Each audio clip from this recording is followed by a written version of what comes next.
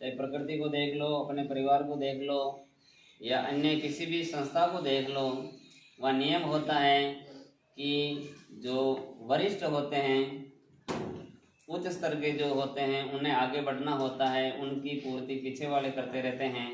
हमारे विद्यालय की ये सबसे बड़ी कक्षा है, 12वीं कक्षा, और इस कक्षा को आगे बढ़ना है, क्योंकि यहाँ इस संस्था में केवल 12वीं तक ही पढ़ाई की व्यवस्था है। आगे ये अपने उच्च शैक्षिक क्षेत्र में पदार्पण करेंगे, वहाँ जाएंगे, तो वहाँ के लिए हम आपको इतना कहेंगे कि 12वीं के बाद में आपको कई क्षेत्रों में जाने के रास्ते मिलेंगे।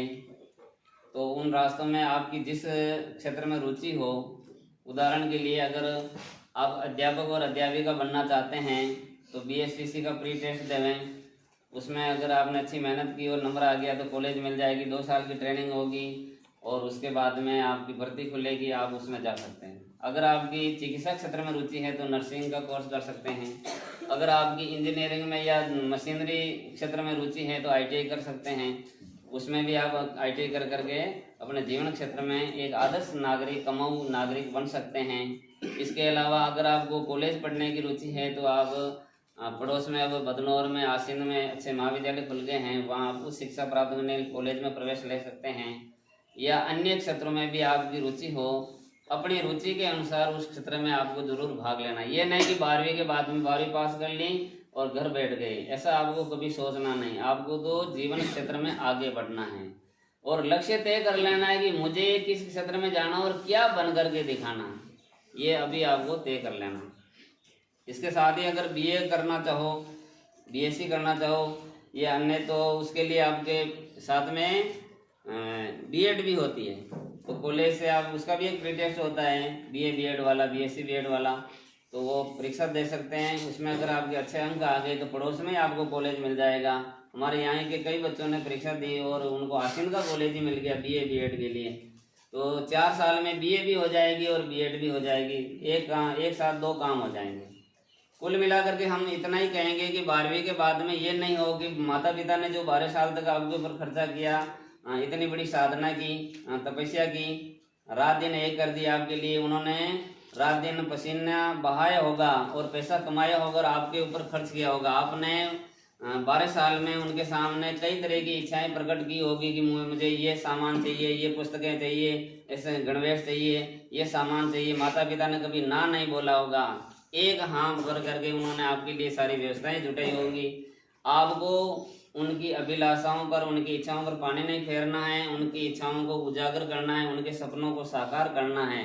तो जीवन क्षेत्र में अब आपको उनकी जो सबसे बड़ी इच्छाएं हैं उनको साकार करने का समय अब आ गया है और उस क्षेत्र में आप कोई कमी न रखें। कोई भी प्री टेस्ट देवें, परीक्षा देवें तो उसको पूर्ण मनोयोग से, यानी पूरी लगन से तैयारी करें। ऐसा नहीं हो कि बस किताब गाइड लेके आ गए और उस गाइड को खोलना ही नहीं, ऐसा नहीं। 1.5-2 महीने का तैयारी का समय मिलेगा तो आराम से उसकी भी तैयारी करें, लेकिन उससे पहले प्रथम सीढ़ी जो आपकी 12वीं बोर्ड की है उसमें कमी न रखें। कहीं ऐसा नहीं हो कि आपके सपने तो बहुत आगे के ऊंचे हैं और 12वीं में आप अनुत्तीर्ण हो जाएं, ऐसा न हो। तो पहला लक्ष्य आपका होना चाहिए 12वीं बोर्ड की तैयारी। अब 12वीं बोर्ड में आपको करना क्या है, सभी विषयों को बराबर महत्व देना है। ऐसा नहीं कि एक विषय आपको सरल लग रहा है तो उसको तो खूब पढ़ रहे हैं और दूसरा थोड़ा कठिन लग रहा है तो उसको पढ़ ही नहीं रहे, ऐसा नहीं। बराबर समय देना, बराबर महत्व देना, बराबर तैयारी करना और बराबर अच्छे अंक ला करके, है ना, अपना प्रथम श्रेणी में भी बहुत अच्छे अंक ला करके इस विद्यालय को बताना है, माता पिता को बताना है। आप जब अच्छे अंक लाएंगे तो हमारा मन भी बड़ा प्रसन्न होगा, माता पिता का मन भी प्रसन्न होगा और ग्रामवासी भी खुश हो जाएंगे कि देखो 12वीं के बच्चों ने इतना अच्छा परिणाम दिया। तो इसके लिए आपको कमर कसनी होगी, तैयार होना पड़ेगा। आपको कई तरह के सुखों का त्याग भी करना पड़ेगा, जैसे शादी विवाह में जाना, अब आपको उस पर रोक लगानी पड़ेगी, घूमने फिरने पर रोक लगानी पड़ेगी, है ना, फैशन की दुनिया में रहने पर रोक लगानी पड़ेगी। अब आपका एक ही लक्ष्य होगा, केवल पढ़ाई पढ़ाई पढ़ाई, इसके अलावा कुछ भी नहीं। जब 12वीं बोर्ड की परीक्षाएं संपन्न हो जाएं तो अगला कदम आपको दूसरी तैयारी में जुट जाना है, अगर जीवन बनाना है। बाकी तो ये नखरे कहीं नहीं जा रहे हैं, फैशन कहीं नहीं जा रही है, मोबाइल फोन कहीं नहीं जा रहा, डीजे कहीं नहीं जा रहा, यहीं का यहीं है।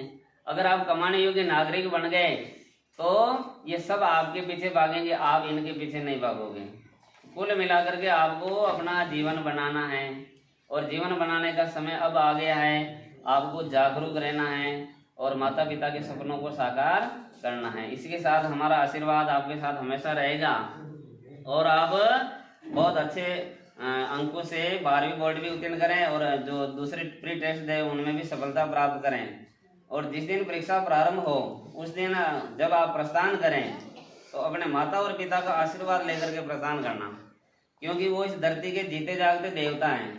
माता और पिता का आशीर्वाद जो लेकर के चला गया उसका बेड़ा पार, और जो केवल यूं ठूंठ की तरह चला गया, माता पिता को प्रणाम नहीं किया, उन देवताओं का देवियों का आशीर्वाद नहीं लिया तो फिर बेकार है। तो जिस दिन आप परीक्षा देने प्रस्थान करें तो अपने माता पिता को न भूलें और अपने इष्ट देवता को न भूलें, माँ सरस्वती को न भूलें। और जब भी आप पेपर करना प्रारंभ करें तो 5 बार मन में सरस्वती माता का ध्यान करना है ना, गुरु को ध्यान करना, ताकि भगवान आपको अच्छी बुद्धि देंगे, सद्बुद्धि देंगे। गणेश जी जो बुद्धि के दाता, उनको कभी भूलना नहीं है। अपने अपने इष्ट देवता का ध्यान करते हुए पूर्ण मनोयोग से और पूरे तैयारी के साथ में परीक्षा देनी है। और इस परीक्षा में ये बता देना है माता पिता को कि आपने हमारे साथ 12 साल की जो तपस्या की है वो तपस्या एकदम सफल रही है, निष्फल नहीं गई है। ऐसा आपको माता पिता को दिखाना है। इसी आशा और विश्वास के साथ जय हिंद, जय भारत, वंदे मातरम।